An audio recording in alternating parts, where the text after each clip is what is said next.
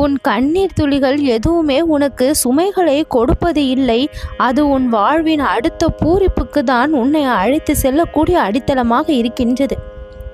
எத்தனை முறை மனதிற்குள் நீ கேள்வி கேட்டுக்கொண்டிருக்கின்றாய், ஏன் எனக்கு மட்டும் இத்தனை சோதனை?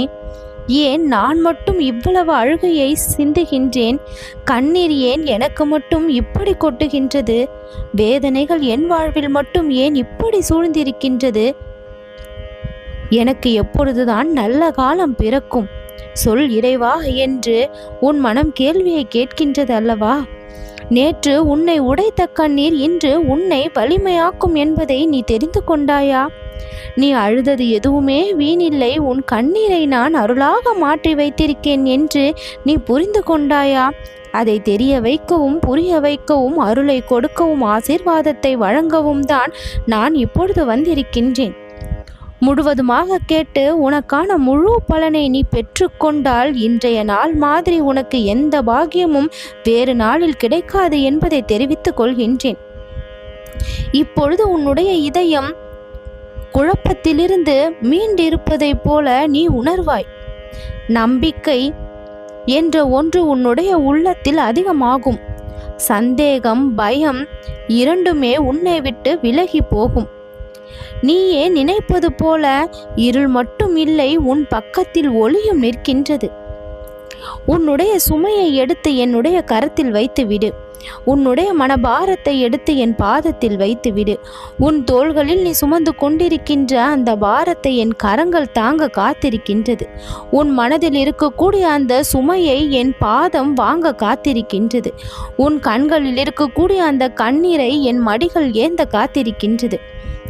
அத்தனைக்கும் பலன் அதிகம் உண்டு என்பதால் தான் இத்தனை காத்திருப்பு எனக்கும். நீ கண்ணீர் சிந்தினால் எனக்கு மகிழ்ச்சியா? நிச்சயமில்லை. அப்பிறகு ஏன் அந்த கண்ணீரை ஏந்த காத்திருக்கின்றேன்? அந்த கண்ணீரை நீ சிந்தினால் அதற்கு பலன் பெரிய மடங்காக உனக்கு கிடைக்கும் என்பதற்காக தான். உன் மனம் நொந்து நீ அழுகின்றாயே இறைவனின் முன்னால், அந்த கண்ணீர் எதுவுமே வீண் கிடையாது. பிற மனிதர்கள் முன்னால் நீ அழும் பொழுது அவர்கள் ஆறுதலை சொல்கின்றார்கள், சிலர் எள்ளி நகையாடுகின்றார்கள், சிலர் உன்னை இன்னும் பின்னுக்கு அழைக்கின்றார்கள். ஆனால் இறைவனின் முன் நீ நின்று சிந்தக்கூடிய அந்த கண்ணீர் துளிகள் உன் வாழ்க்கையின் சொர்க்கத்திற்கு அல்லவா உன்னை அழைக்கும். நீ பல நாளாக காத்திருந்த ஒன்று இன்னும் ஒரு சில நாட்களில் உன்னிடம் வந்து சேரும். நீ கேட்ட பிரார்த்தனை இப்பொழுது நிறைவேறும் நேரம் வந்து விட்டது. உன்னுடைய இல்லத்தில் சிரிப்பு வரப்போகின்றது, புது ஒளி கிடைக்கப் போகின்றது, புது மகிழ்ச்சி மலரப் போகின்றது. நீ சொல்ல போகின்றாய், விநாயகா உன்னுடைய வாக்கு பலித்தது, என் வாழ்வில் நல்லது நடந்தது, குடும்பத்தில் மகிழ்ச்சி நிலைத்தது என்று. உன் வாழ்க்கை பாதை முடங்கிவிட்டது என்று நினைக்கின்றாயா? நான் திறக்கப் போகும் கதவை யாராலும் மூட முடியாது என்பதை அறிய மாட்டாயா? விநாயகா நீ என்னை காப்பாற்று என்று என்னிடம் ஒரு முறை சொன்னினால் 1000 நன்மைகளை உன் வழியில் நான் அனுப்பி வைப்பேன். என் மீது நீ நம்பிக்கை கொள்ள வேண்டும் என்பது என்னுடைய ஆசை. கடமைக்காக அல்லாமல் என்னை மனதார நினைத்து வழிபட்டால் எத்தனையோ நன்மைகள் உன் வழியை வந்து அடையும். நம்பிக்கை வைத்தால் பாறை கூட மலர்ந்துவிடும், நம்பிக்கை இழந்தால் பூ கூட உடனே காய்ந்துவிடும்.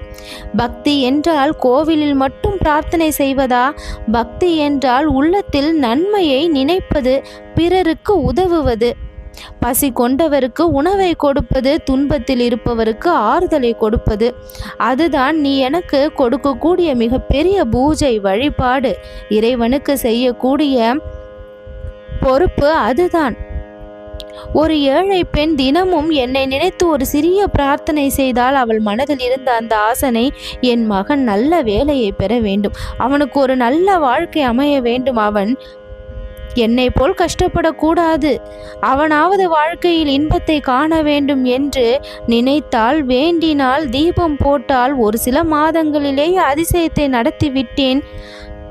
அவள் என்னிடம் வந்து சொன்னால், நான் ஒன்றுமே செய்யவில்லை விநாயகா, உன்னை நினைத்தேன், வழிபட்டேன், உன்னிடம் புலம்பினேன், என்னுடைய பிரார்த்தனையை கேட்டு நடத்தி விட்டாய், என்னுடைய மகன் இப்பொழுது நல்ல வேலையை பெற்று விட்டான், திருமணம், குழந்தை பாக்கியம் என அனைத்து பாக்கியமும் கிடைத்து இப்பொழுது நலமாக வாழுகின்றான் என்று என்னிடம் கண்ணீர் விட்டு சொன்னாள். ஆனந்த கண்ணீரோடு சென்றாள்.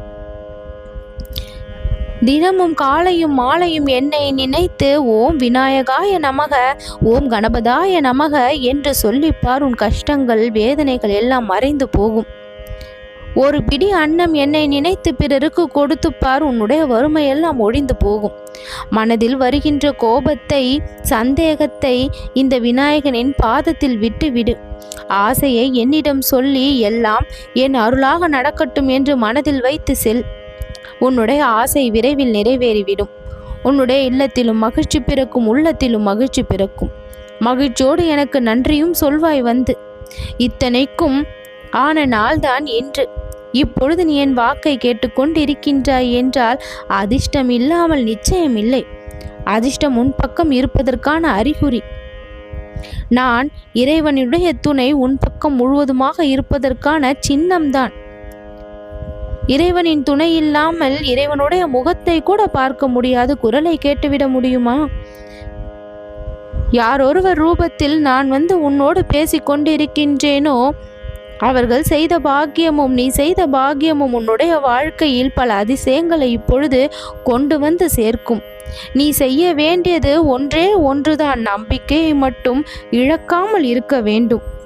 நீ விரும்பினாலும் விரும்பாவிட்டாலும் நடப்பது நடந்து கொண்டேதான் இருக்கும். ஆனால் நீ விரும்பியது நடக்க வேண்டும் என்றால் உன் மனம் இப்பொழுது இருக்கக்கூடிய குழப்பத்திலிருந்து முழுவதுமாக வெளிவர வேண்டும். உன்னுடைய மனம் புது அமைதியை பெற வேண்டும். உன்னுடைய சிந்தனை மேம்பட வேண்டும். அத்தனைக்குமான வழியை நான் ஒவ்வொரு நாளும் என் அருளின் வாயிலாக உனக்கு செய்து கொடுத்து கொண்டுதான் இருக்கின்றேன். உன்னுடைய விருப்பத்தை நான் நிறைவேற்றி விடுவேன். உன்னுடைய ஆசையை நான் உன் மனம் விரும்பியபடியே நிறைவேற்றுவேன். அதற்கான வேலைகள் எல்லாமே முடிந்தது. இன்று உன்னுடைய வாழ்க்கையை மாற்றக்கூடிய அருள் நேரடியாக வந்து விட்டது. எத்தனை முறை நீ தனிமையில் இருந்தாய், கண்ணீரோடு என்னிடம் பேசினாய், அத்தனையும் ஆசீர்வாதமாக மாறி இப்பொழுது உன் வாழ்வை வந்து அடைந்து விட்டது.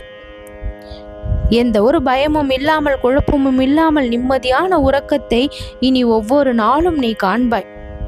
கனவில் கூட நினைக்காத ஆசீர்வாதம் உன்னை தேடி வந்து விட்டது. ஒவ்வொரு நாளும் இனி நீ சந்தோஷத்தில் இந்த விநாயகனுக்கு நன்றியை கூறுவாய். உன்னுடைய மனம் எப்பொழுதுமே பூரிப்போடு இருக்கும். என் வார்த்தைகளில் நம்பிக்கைவை, உன் இதயத்தில் என்னை வை. விரைவில் உன்னுடைய முகம் மலரும், உன் வாழ்க்கை மலரும். மெதுமெதுவாக நீ நகர்ந்து முன்னேறி கொண்டுதான் இருக்கின்றாய். பின்னுக்கு செல்வதை போல நினைக்காதே, அது உன்னை பின்னுக்கு இழுத்துவிடும். நம்பிக்கை வை, நீ முன்னேறுகின்றாய் என்று. அந்த நம்பிக்கையில்தான் உன் வாழ்க்கை நலனடையும், நல்லது நடக்கும்.